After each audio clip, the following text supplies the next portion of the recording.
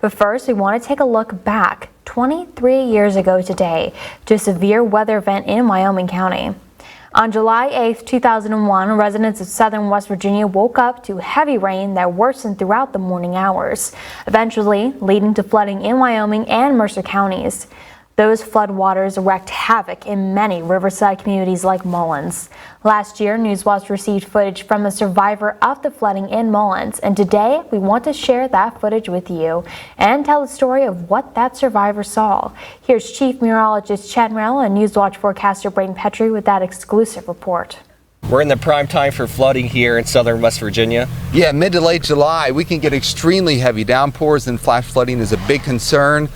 And 23 years ago today, this town behind us was devastated by a flood. We recount the events from that day. Well, my wife, she woke me up, and she said that her mom's house was starting to get a little wet. She was worried she was going to lose some furniture.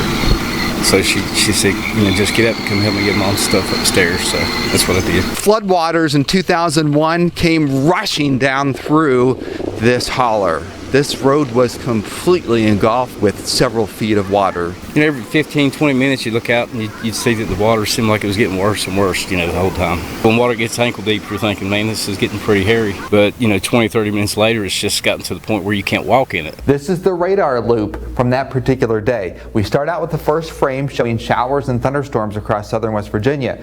But as we play this loop, notice what happens. You get these showers and storms that are repeated across the same location, and Mullens is right in that line of fire. If you watch the video, the water was right at the bottom of the gutters of that building right there. So I'd say street level, you're looking about 8 foot deep. The flood water caused people to jump off the canopy of the gas station here across from the street to the grill on top. They caught a telephone pole over here and helped her mother up on the roof. We tried to get some vehicles to Glenna and her friend that was stuck over in the store. It's like when the water started getting deep and they couldn't get out. They were kind of like stuck on the island, in between deeper water.